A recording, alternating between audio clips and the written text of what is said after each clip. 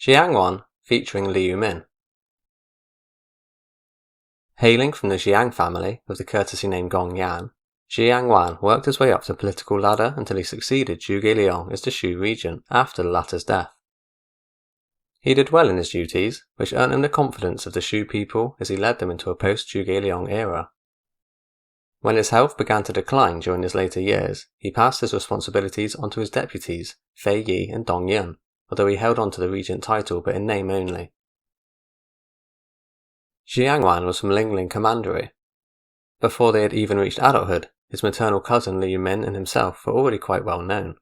They were both employed by Liu Bei when he took control of Jing just after the Battle of Red Cliffs. Jiang Wan later participated in the invasion of Yi province and was appointed as the chief of Guangdu County after it was seized. Liu came to visit him at Guangdu on one occasion but found Jiang Wan dead drunk, and had been neglecting his duties as the county chief. Liu Bei became infuriated and wanted to execute Jiang Wan, but Zhuge Liang stopped him when he said, "Jiang Wan is an important pillar of society, and his talents are far greater than that required to govern an area of just 100 li. His style of government focuses on bringing peace and stability to the people. He does not see the superficial aspects as a priority. I hope that you, my lord, will examine this issue more closely." Out of respect for Zhuge Liang's opinion, Liu Bei decided not to punish Jiang Wan that harshly, but he still hastily removed him from office. Jiang Wan suffered from a nightmare after his dismissal. He dreamt of an ox's head hanging on a door with blood dripping down it. He hated this dream so much that he asked a fortune teller called Zhao to explain its meaning. One who sees blood is also one who has a keen sense of judgment. The ox's horns and nose form a shape resembling the character Gong, meaning duke. So you, sir, will rise to a position equivalent to that of a duke in the future. It is a highly auspicious omen. It wasn't long until Jiang Wan was restored back to office when he was summoned to serve as the prefect of Xifang County. Once Liu Bei declared himself king of Hanzhong, he appointed Jiang Wan to be an official in his royal secretariat. After Liu Bei's death, Liu Shan became the emperor in 223. He was still underage at the time, so Zhuge Liang, the current imperial chancellor, served as the regent on the young lord's behalf. Jiang Wan was employed to serve as an assistant official within Zhuge Liang's personal staff, which assisted him in administering state affairs. Jiang was later nominated to be a Mao Kai, but declined the honour, instead offering it to Yin Hua, Pang Yin, Liao Hua, and the younger half-brother of Liu Shan, Liu Yong. Yong's mother was one of Liu Bei's concubines. He hated the eunuch Huang Hao, who Liu Shan deeply trusted. When Huang Hao came to power, he frequently spoke ill of Liu Yong in front of Liu Shan, which resulted in the latter refusing to meet with his brother for over 10 years. Zhuge Liang prompted Jiang Wan to accept the Mao Kai honour when he told him, "You left your family and your home and travelled a long way to serve the people. We feel sorry for you. There are also people who may not understand your good intentions. This is why all the more you should accept this honour to showcase your merits and contributions. It will also highlight the integrity and rigour of the process of selecting Mao Kais." After this discussion, Jiang Wan became an army advisor serving under Zhuge Liang. When Zhuge Liang mobilized the military forces throughout Shu in preparation for his northern campaigns, Jiang Wan was left in charge of overseeing duties at Chengdu, along with Zhang Yi, the current chief clerk. Zhang Yi passed away in the year 230, so Jiang Wan inherited his position of chief clerk and continued to successfully provide logistical support to the front line in timely fashion.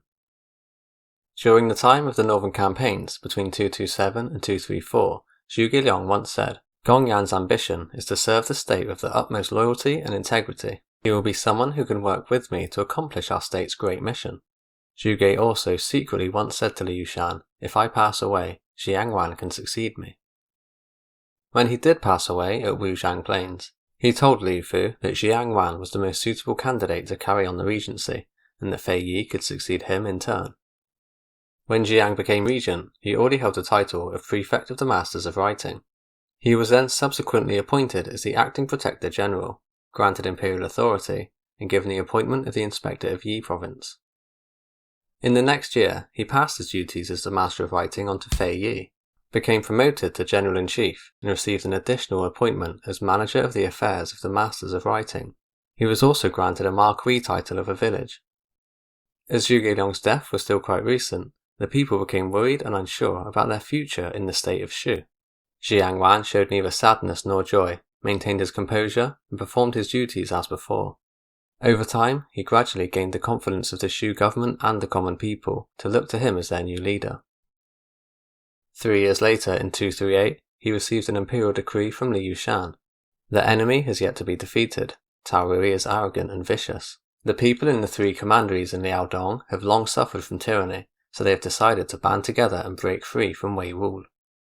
In the past, the fall of the Xin dynasty started with an uprising led by Shen Shang and Wu Guang. The rebellion in Liaodong is a heaven-granted opportunity for us. You should prepare the troops for battle, mobilize them, and get them ready in Hanzhong. Once Wu make a move, both the east and west will launch a coordinated attack against Wei and seize the opportunity to secure victory. Jiang Wan was given permission to create his own personal staff to assist him in affairs and appointed as a Grand Marshal the following year. In 244, when Tao Shuang invaded Shu, many believed that all they had to do was remain inside the cities and eventually the invading armies would have to retreat. Jiang Wan's maternal cousin, Liu Min, was experienced in defending Shu's borders from Wei incursions with his superior, Wang Ping. He highlighted that many farmers' families are still working on their land with food not stored in the granaries. Therefore, if the enemy was to attack, all of the Shu supplies would be lost. He and Wang Ping then led the troops under their command to occupy Mount Xinxi. Liu Min placed many flags and banners over 30 miles of fortifications to create the illusion of a greater army. When actual reinforcements led by Fei Yi showed up, the Wei army was forced to retreat. For his achievements, Liu Min was enfeoffed as a marquis. Yang Zi and Yang Min had run-ins with Jiang Wan where he was criticized and sometimes completely ignored. "Sir, when you speak to Yang Zi, he completely ignores you. He is so rude and disrespectful to you. Isn't that too much?" Xiang highlighted that people have different personalities in the same way that they have different appearances. The ancients had long cautioned us about people who pretend to be nice in front of you and speak ill of you behind your back. Yang Zi never intended to praise me. If he openly disagreed with me, he would reveal my weaknesses. That was why he ignored me. That's how he's being honest with me. Yang Min accused Jiang Wan of being muddle-headed and inferior compared to his predecessor. This was again brought to Jiang Wan's attention with the suggestion to investigate and take disciplinary action. Jiang Wan admitted, "I am indeed inferior compared to my predecessor. Why is there a need to investigate?" The official repeatedly asked for an investigation to be carried out, but he was refused.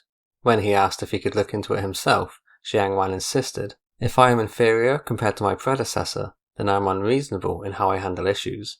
Then I am indeed muddle-headed. Why do you need to ask him?" Yang Min would later find himself in trouble and in prison. Many officials worried about what might happen to him, but Jiang Wan held no grudge and even helped him to obtain a pardon. These two events highlight Jiang Wan's reasonable and well-meaning character. After much assessment, Jiang Wan considered that one reason for Zhuge's before failures in his northern expeditions was because he chose the difficult mountainous route.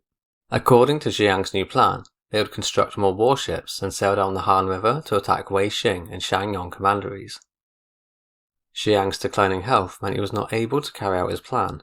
It was discussed within the imperial court but denied, with the main reason being if the Shu forces were defeated, a retreat along the Han River would be much more risky. Jiang Wei and Fei Yi were sent to Hanzhong to present the rejected proposal to Jiang Wan, who in turn wrote his response to Liu Shan. "It is my responsibility to destroy evil and save the people from their troubles. It's been 6 years since I received orders to station at Hanzhong. I am untalented, unwise, and in poor health. I've been unable to implement my grand plan and have been feeling worried day and night. As of today, Wei controls 9 provinces and its foundation is very solid. It will not be easy to eliminate Wei. If the East and West can work together and launch a coordinated strike, we can at least divide and conquer parts of Wei and gradually cut off its bases of support, even if we cannot accomplish our great mission in such a short span of time. However, Wu have been delaying their military operations and has failed to hit their targets. This is indeed worrying. I can neither dine nor sleep in peace. Whenever I discuss with Fei Yi and the others, I always believe that the Yang province is an important strategic location for both the local tribes and the enemy. Besides, the Xiang and Hu people dearly miss the days of the Han dynasty. In the past, when we sent a small force to ally with the Xiang, we managed to defeat Guo Huai. After carefully weighing all these considerations, I think that Liang province is our top priority. We should appoint Jiang Wei as the inspector of Liang province. He can lead our forces into battle and hold the enemy's attention at the west of the Wei River. At the same time, I will lead another army to provide support for him. Fu County is well connected to its surrounding areas and provides good access to them. If war breaks out in the northeast, I can lead our forces to defend our border in the shortest time possible. Liu Shan approved Jiang Wan's relocation request late October or November in the year 243. His health continued to deteriorate through November or December, so he relinquished his positions of General-in-Chief and Masters of Writing to Fei Yi, hereby making him the de facto head of the Shou government. Dongyun succeeded Fei Yi as the Master of Writing, and between November or December in 246, Jiang Wan passed away.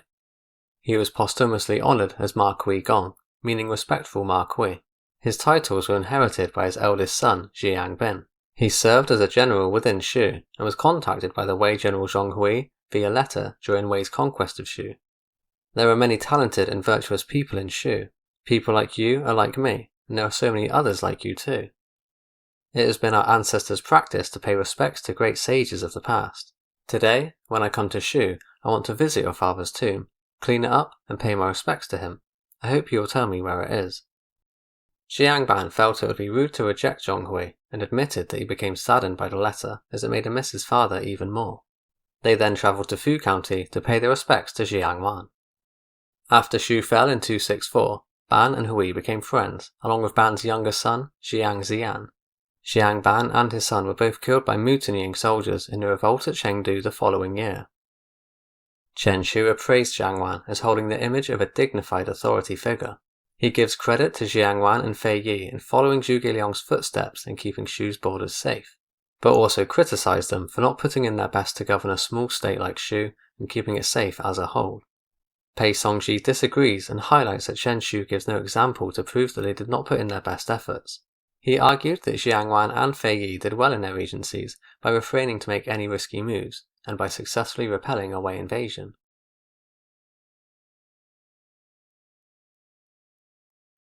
If you enjoyed this video, don't forget to hit that like and subscribe button, and I'll see you next time.